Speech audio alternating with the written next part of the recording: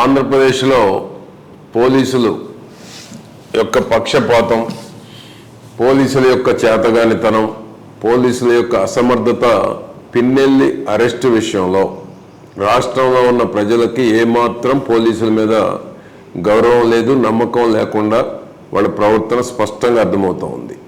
ఎందుకంటే అరెస్టు చేశామని ముందు చెప్పారు, తర్వాత అరెస్టు కాలేదు, ఇతర రాష్ట్రాలకో ఇతర దేశాలకో పారిపోయాడని మరలా కమ్యూనికేషన్ పాస్ చేస్తున్నారు ఈ రాష్ట్రంలో ఉన్నటువంటి ప్రజానీకానికి.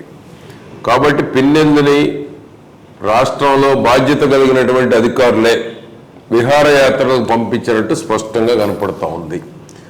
ఎవరు కళ్ళకి గంతలు కడదాం అనుకుంటున్నారు? రాష్ట్ర డీజీపీ కానీ రాష్ట్ర ఎన్నికల కమిషన్ బాధ్యత లేదా? కేంద్ర ఎన్నికల కమిషన్ స్పష్టమైన ఆదేశాలు ఇచ్చిన తర్వాత కూడా పిన్నెల్లిని అరెస్టు చేయకుండా ఎవరి కళ్ళకు గంతలు కడుతున్నారు? ఎందుకు వెబ్ కెమెరాల్లో జరిగిన రోజే వెబ్ కెమెరాల్లో జరిగినటువంటి వాస్తవాలని ప్రజలకు వివరించడంలో ఎందుకు విఫలమయ్యారు? ఎన్నికల కమిషన్ కళ్ళు తెరిచేంత వరకు, సెంట్రల్ ఎలక్షన్ కమిషన్ కళ్ళు తెరిచేంత వరకు కూడా రాష్ట్ర యంత్రాంగం వైఫల్యం చెందింది. ఎందుకంటే స్పష్టంగా కనపడుతూ ఉంది పోలీసులు పక్షపాత వైఖరి, అధికారులు పక్షపాత వైఖరి, ఐఏఎస్ ఆఫీసర్ కూడా సహకరించినట్టు కనపడుతూ ఉంది. తెలంగాణలో నిన్న పక్కకు తప్పుకునేటువంటి దాంట్లో ఐఏఎస్ ఆఫీసర్ కూడా సహకరించాడు అనేటువంటిది స్పష్టంగా కనపడుతూ ఉంది. అటువంటిది ఈరోజు తెలుగుదేశం పార్టీ చంద్రబాబు నాయుడు గారు ఒక కమిటీని వేశారు. పల్నాడులో జరిగినటువంటి దారుణాల మీద ఒక కమిటీని నివేదిక సమర్పించమని కమిటీని వేస్తే ఆ కమిటీని కూడా పల్నాడు మాచర్ల ప్రాంతానికి వెళ్లకుండా అడ్డుకునేటువంటి హక్కు ఈ ప్రభుత్వానికి ఎవరిచ్చారు? తెలుగుదేశం బృందాన్ని బానేయకుండా అడ్డుకునేటువంటి వాళ్ళు శాంతి భద్రతలు కాపాడలు ఎందుకు వైఫల్యం చెందారని నేను ప్రశ్నిస్తూ ఉన్నాను. అంతేకాకుండా ఈ రాష్ట్రంలో నిందితుల్ని ప్రభుత్వం కాపాడుతూ ఉంది.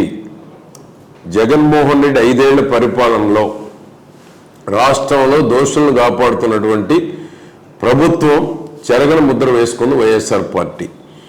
ఎందుకంటే దోషులనేమో కాపాడుతూ ఉన్నారు, నిర్దోషులనేమో హింసిస్తూ ఉంది ప్రభుత్వం. అందుకనే ఈరోజు ఈసీ ఆదేశించినా కూడా ఈరోజు అరెస్టు చేయకపోవటం డీజీపీ చేతగాంతనం కాదా, పోలీసు వైఫల్యం కాదా? కాబట్టి సెంట్రల్ బలగాలను ఉపయోగించైనా సరే పిన్నెల్లి బ్రదర్స్ని అరెస్టు చేయాలి. ఎందుకంటే రాష్ట్ర పోలీసుల మీద ఈ రాష్ట్ర ప్రజానీకానికి నమ్మకం పోయింది. పిన్నెల్లిని అరెస్టు చేస్తారు అనేటువంటి నమ్మకం ఈ రాష్ట్ర ప్రజానీకానికి లేదు. పోలీసులు ఇంకా పక్షపాత ధోరణిలోనే ఉన్నారు. జగన్మోహన్ రెడ్డి మళ్ళా అధికారంలోకి వస్తున్నాడు అనేటువంటి ఏదైతే స్టేట్మెంట్ ఇచ్చాడో దాన్ని నమ్మి ఇంకా పోలీసులు పక్షపాతంగా ఉన్నారు. పల్నాడు జిల్లాలో కానీ రాష్ట్రం అంతా కానీ ఇంకా పోలీసులు నిష్పక్షపాతంగా ఉండాలి. జగన్మోహన్ రెడ్డి మాటలు నమ్మి ఇంకా అదే మత్తులో ఉంటే రేపు మూల్యం చెల్లించుకోక తప్పదు. కాబట్టి ఇప్పుడైనా పోలీసులు నిష్పక్షపాత ధోరణిలో ఉండి పిన్నెల్లిని అరెస్ట్ చేయాలని డిమాండ్ చేస్తున్నాం. అంతేకాకుండా పోలీసులు ఎవరైతే పక్షపాత ధోరణి అవలంబించారో ఈ అరెస్టు చేసేటువంటి దాంట్లో కానీ, పోలింగ్ జరిగిన రోజు సహకరించినటువంటి దాంట్లో కానీ, పోలింగ్ జరిగిన తరువాత తెలుగుదేశం పార్టీకి సంబంధించినటువంటి వారి మీదనే కేసులు పెట్టి అక్రమంగా అరెస్టు చేసి జైలుకు పంపారు. ఈనాడు పల్నాడు జిల్లాలో అత్యధికంగా తెలుగుదేశం పార్టీ వాళ్ళ మీదనే కేసులు పెట్టారు. వైసీపీ వాళ్ళకు సంబంధించినటువంటి వారి మీద కేసులు పెట్టలేదు.